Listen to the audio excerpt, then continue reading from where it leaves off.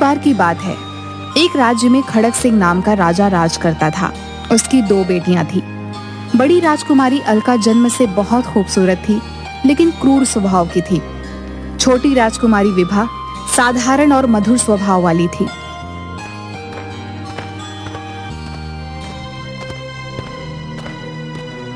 पिताजी, मैं जंगल में शिकार के लिए जाना चाहती हूँ। क्यों नहीं बेटी, जरूर जाओ।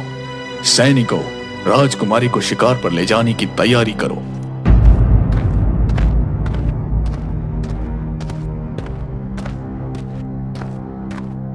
जंगल में राजकुमारी सैनिकों से आगे निकल जाती हैं और एक कुटिया में पहुंचती हैं, जहां एक तांत्रिक जादुई विद्याओं का अभ्यास कर रहा होता है। वाह, बहुत कमाल का जादू। क्या आप मुझे भी जादू सिखा सकते हैं? ये विद्या राजकुमारियों के लिए नहीं, इसमें बहुत से खतरनाक काम किए जाते हैं। मैं उतनी कोमल नहीं जितनी दिखती हूँ। मुझे आपकी शिष्य बनना है।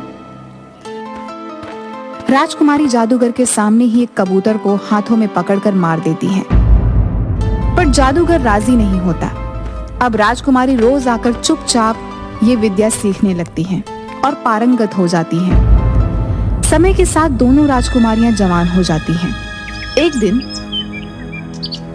दासी, मैंने तुम्हें अपने लिए गुलाबी कमल लाने को कहा था, लेकिन तुम सफेद कमल लेकर आई हो।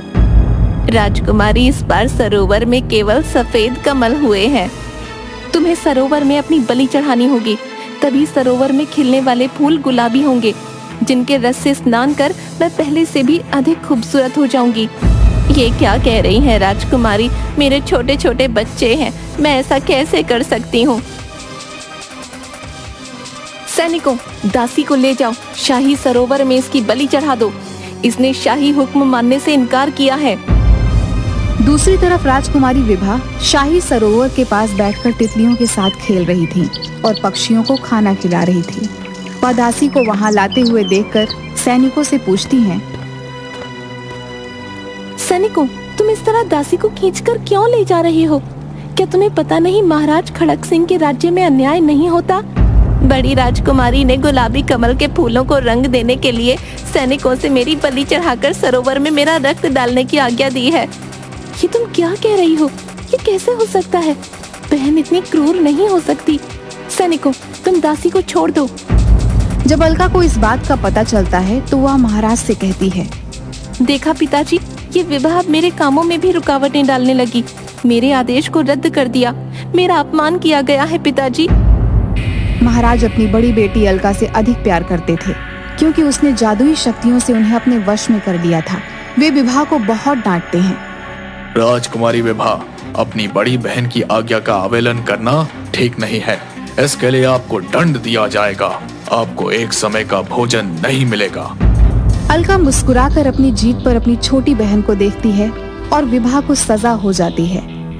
कुछ दिनों बाद महाराज दरबार में कहते हैं, मेरी बेटी राजकुमारी अलका शादी योग्य हो गई है। अगर मुझे कोई अच्छा वर मिले तो मैं उसकी शादी कर दूंगा।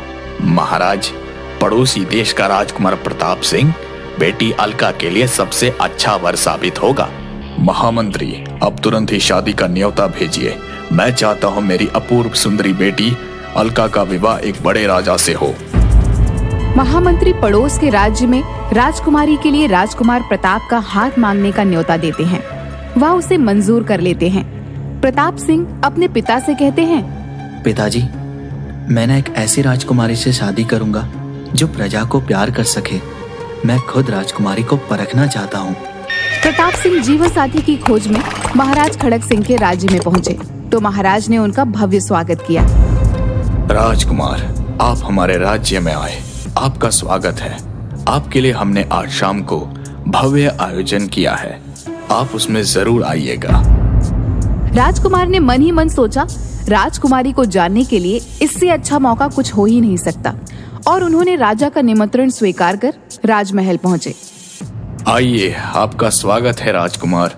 मिलिए, ये बड़ी राजकुमारी अलका, अपूर्व सुंदरी, ये आपका पूरा ध्यान रखेगी। आप कैसे हैं राजकुमार? मैं इस राज्य की बड़ी राजकुमारी। मेरी सुंदरता विश्व प्रसिद्ध है। मेरे देश से सभी डरते हैं और मेरी आज्ञा मानते हैं। मैं इन सब की मालकिन हूँ।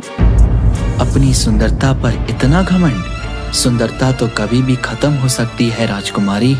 मुझे तो वो भी भाता है जिसका हृदय ही सुंदर हो।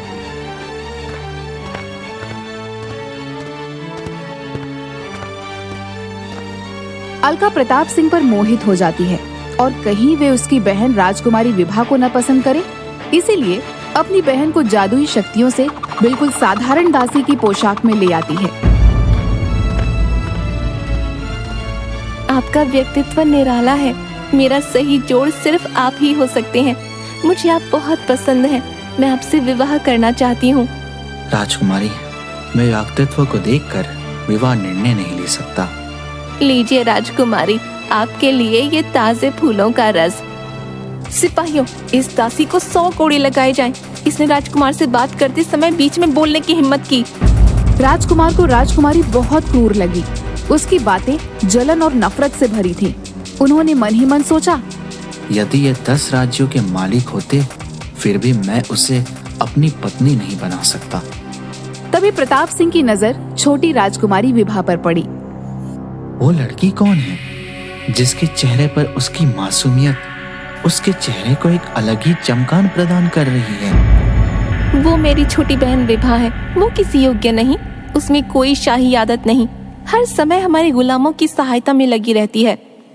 जब तुम्हारी तबीयत ठीक नहीं है तो तुम्हें यहाँ आने की क्या जरूरत थी? अब तुम बिल्कुल भी नहीं उठोगी। लो, ये फलों का रस पियो। वाह, ये राजकुमारी दयावान और कोमल है। मैं इनसे विवाह करना चाहता हूँ। आखिरकार राजकुमारी के महल वापस जाने के बाद राजकुमार महाराज खड़क सिंह को अपना निर्णय बता देता है। महाराज, मैं छोटी राजकुमारी विभा से प्रेम करने लगा हूँ और उन्हीं को अपनी पत्नी बनाना चाहता हूँ। प्रताप सिंह का निर्णय सुनकर महाराज हैरान हो जाते हैं, क्योंकि वह अपनी बड़ी राजकुमारी को ज्यादा प्यार करते थे और इसीलिए उन्होंने छोटी राजकुमारी का परिचय भी नहीं करवाया था। महाराज, मैं राजकुमारी के साथ अभी विवाह करने को तैयार हूँ, किंतु मैं राजकुमारी को कुछ दिनों के बाद अपने राज्य ले जाऊंगा ताकि उसका बेहतरीन और भव्य स्वागत की तैयारियां पूरी कर सकूं। हमें मंजूर है। आज शाम ही आपका विवाह राजकुमारी विभा से करवाया जाएगा। महाराज खड़क सिंह राजकुमारी विभा और प्रताप सिंह का विवाह करवा देते हैं और अलका को इसकी सूचना देते हैं। प्यारी बेटी अलका, राजकुमार प्रताप सिंह का विवाह से संपन्न हो गया है और कुछ दिनों के बाद वो विभा को अपने राज्य ले जाएंगे। मैं ये अपमान बर्दाश्त नहीं कर सकती।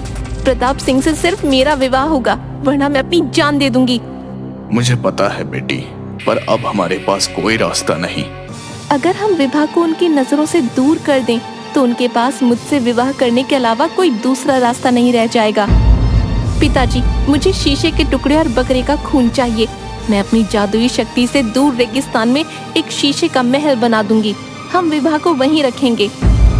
अलका की जादुई शक्तियों से प्रभावित महाराज अलका की कही सभी चीजें उसे उपलब्ध कराते हैं और वह एक जादुई महल बनाती है।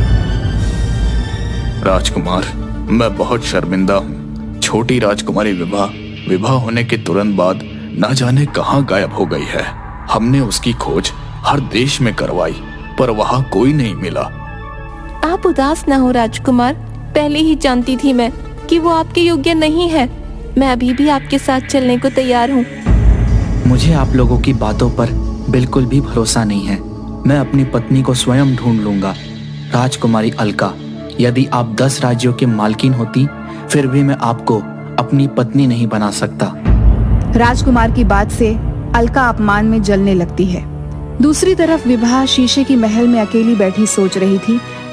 जल्दी ही मेरे पति मुझे यहाँ से ले जाएंगे।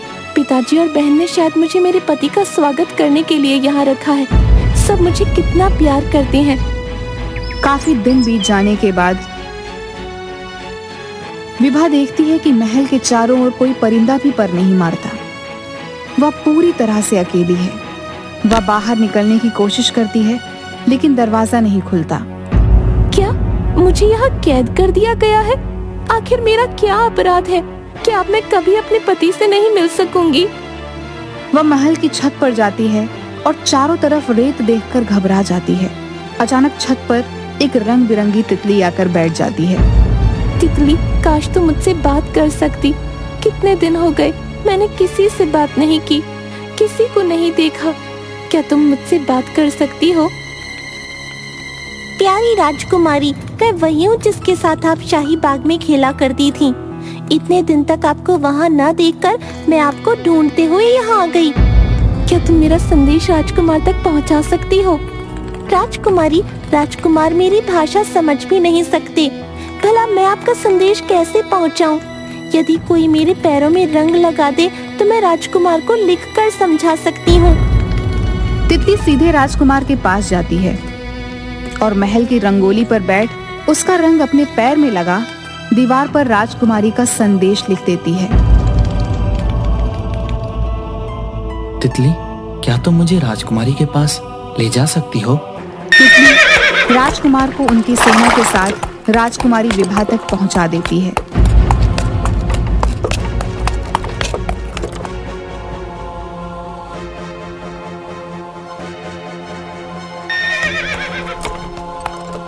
राजकुमार उसे सुरक्षित अपने राज्य पर जाने के बाद राजकुमारी अलका के पास जाते हैं।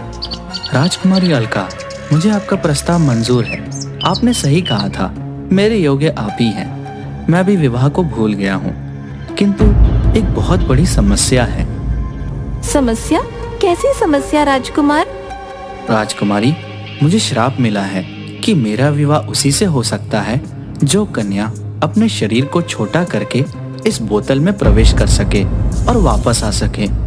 अरे राजकुमार, इसीलिए तो मैं कहती थी आपके लिए सिर्फ मैं ही हूँ, क्योंकि ये काम सिर्फ मैं ही कर सकती हूँ। मैं अपने जादू से इस बोतल में आ सकती हूँ। नहीं नहीं, मैं आपसे बहुत प्रेम करता हूँ। अगर आप इस बोतल में हमेशा के लिए फंस गई तो मेरा क्या होगा? राजकुमार, जब तक बोतल में उसका ढक्कन नहीं लगाया जाए मुझे कोई रोक नहीं सकता। ये देखिए, मैं आपको दिखाती हूँ।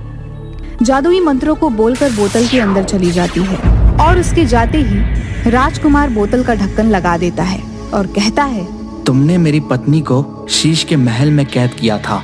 आज के बाद तुम सदा इस बोतल में रहोगी। अब मैं यही बोतल अपनी पत्नी को शादी के उपहार में दूंगा। राजकुमार बोतल विभा को देता है।